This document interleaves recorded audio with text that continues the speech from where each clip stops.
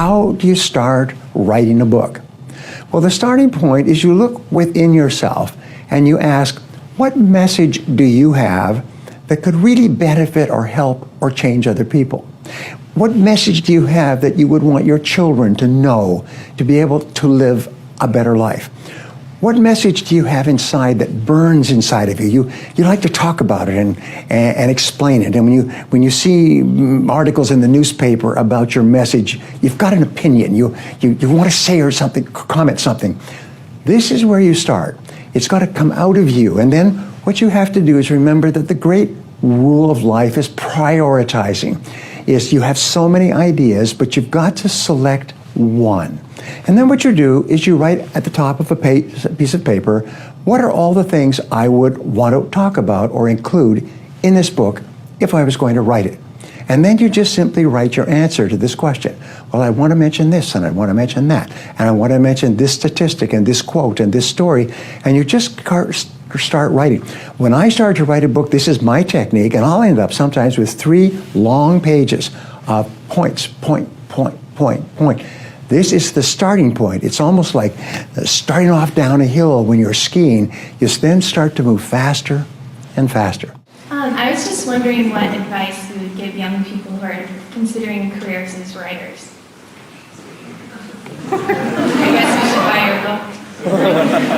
Well, I think you ought to read a lot, and I think you ought to write a lot. And those are really the 2 major things. You can't put it off. You have to really do the work. You have to be well read. I don't have any patience with people who say, oh man, I want to be a writer, but I don't have time to read. Well, if you don't have time to read, you can't be a writer. You've got to read just about everything.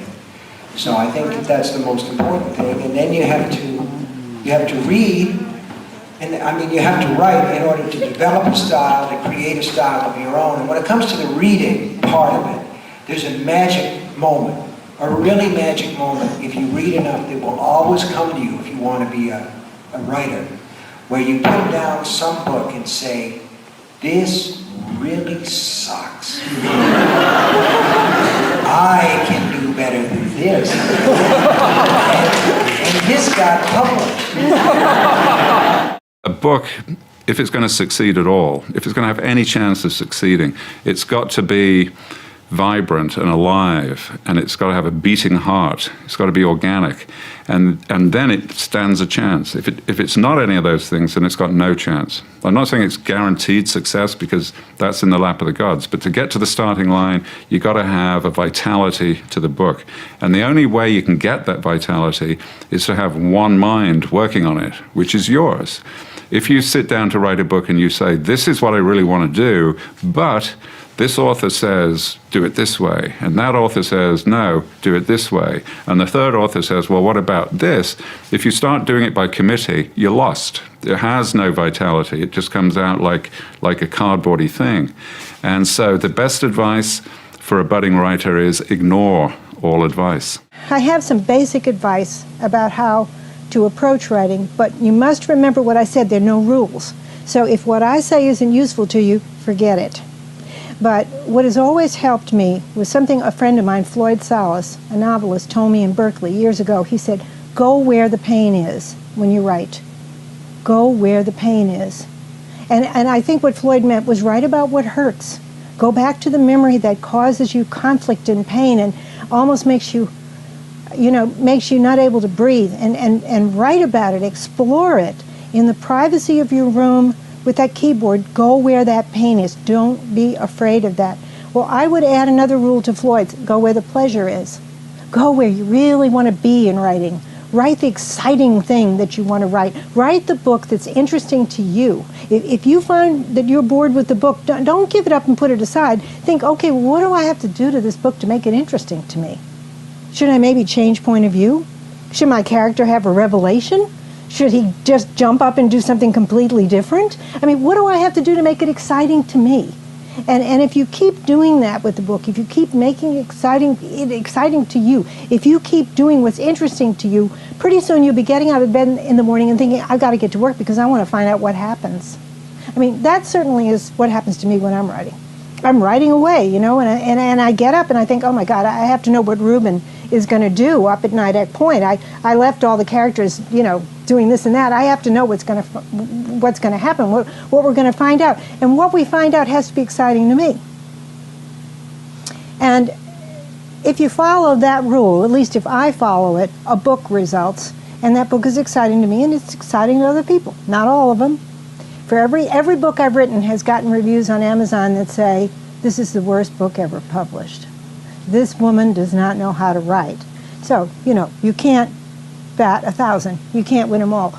But if you follow that advice, I think you will turn out the book that you yourself are proud of, the book that you love, and the book that you want to take out into the world. I often get asked by younger readers what I would advise if you want to be a writer. This is the way I did it, so that's the only advice I can give.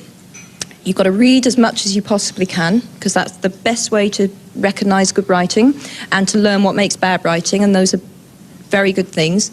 You'll probably go through a phase where you imitate your favourite writers. That's perfectly okay. That's another learning process. You resign yourself to writing lots and lots of rubbish. You just got to write that out of your system, and sooner or later you'll hit what you know you really should be doing and what is your genre. And perseverance. You've got to persevere, because it's a career with a lot of knockbacks, but the rewards are huge.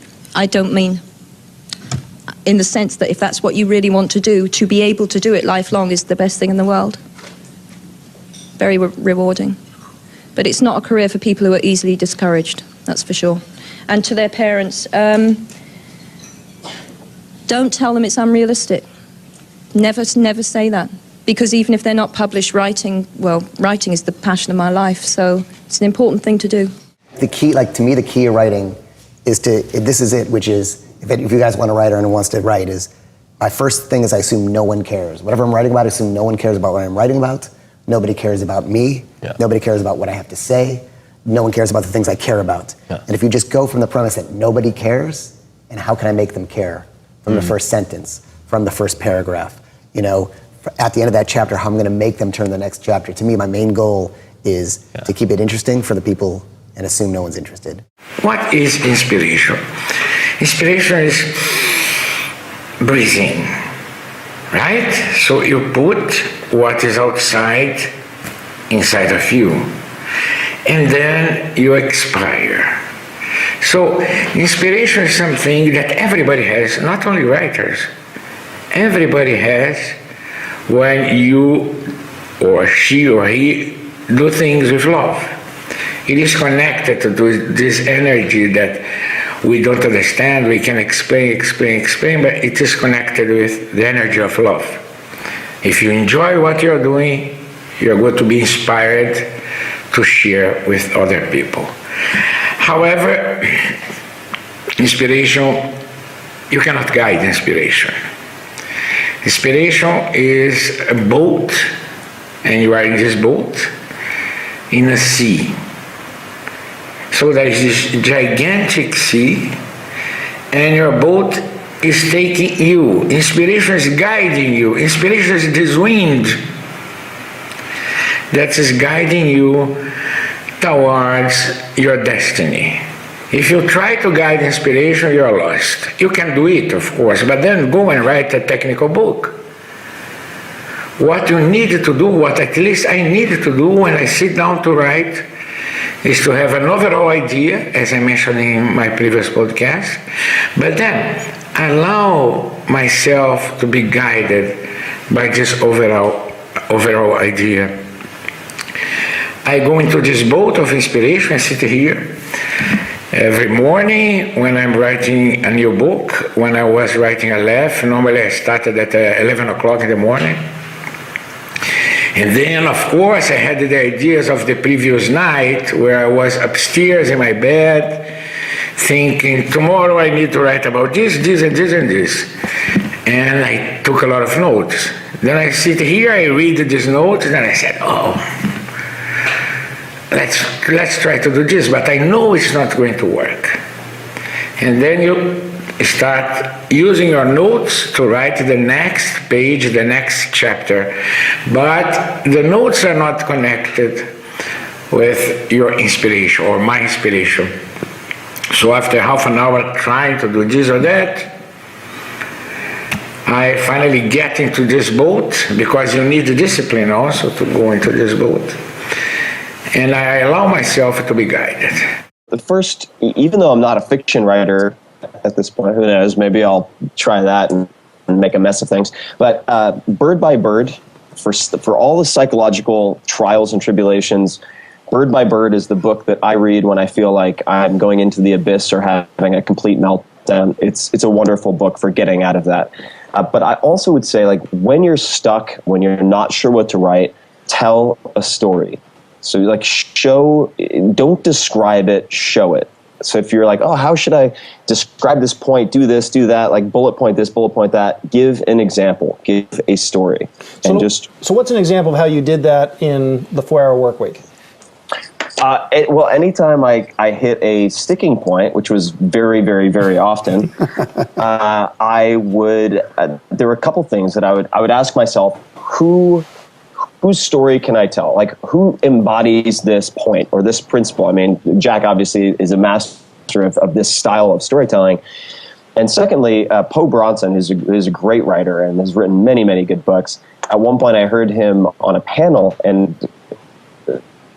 somebody in the crowd asked him about writer's block, and he said, well, when I get writer's block, I think about what makes me really, really angry, and I write about that. And it's actually fantastic advice. If you write about what most frustrates you, why it frustrates you, and then like what you did about it, you usually come up with something good. And I would also emphasize, sorry, I have a lot of thoughts on this, but the book is the most important thing. You need to bake the product, the marketing, into a good book. Like that for me, that is almost all of it, and then the rest, a lot of it takes care of itself.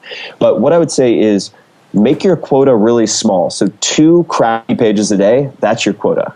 For me, that's the only way I can slog through a book. Two crappy pages a day. This idea of 2 is I think we're hitting the number 2. Yeah, all right. Yeah, I cannot think of a book, or I'll just want to like cry into my pillow and go to sleep. I can't do it. The biggest advice I can give you is finish one book. When you finish one book, even if it's the worst book ever written in history, something changes in your mind and you think, wow, I finished a book. I can write a book. And it becomes much easier. And then it's like piano or football or singing, anything. Practice makes you better. So write another book and keep writing, and you'll get better, and you'll get published, and you'll come visit us in America, and we'll scream for you. I think the best thing to do is to remember that you have to send it out. Lots of people think that they have a best-selling book, but it's downstairs in the 3rd drawer of their desk. Now, you have to send it out. The publishers cannot be inspired. They cannot come to your house with a demolition gang saying, we understand there's a manuscript here. You have to send it to them. And then by doing that, you have to risk rejection. If you don't go to a dance, when we were young, if we didn't go to a dance, then you didn't have the humiliation of people passing you by and not dancing with you. But you also had no fun. And don't send it to other writers. If somebody sent me a manuscript, my secretary and I would have a note ready saying, I'm returning your manuscript to you unread. You and I are in competition with each other. I'm the wrong person to write to. And that's actually the truth, because I might accidentally steal an idea from something, or I deliberately, if I was that kind, steal an idea from somebody. So it has to be a publisher or an agent. And it is absolutely wearying getting all those rejection slips. I could have papered the house with rejection slips. And even for my first novel, I got 5 rejection slips, and I was sending it out the 6th time. I really was very, very depressed about it. And the 6th person rang up and said, it's wonderful, it's going to be a bestseller. So, as we often laugh and say, the first 5 must be a bit sour now. And so that's what you always think about. You have to be full of confidence and send it out there and risk the rejection, because you're never going to get anywhere until you put your first foot on that ladder.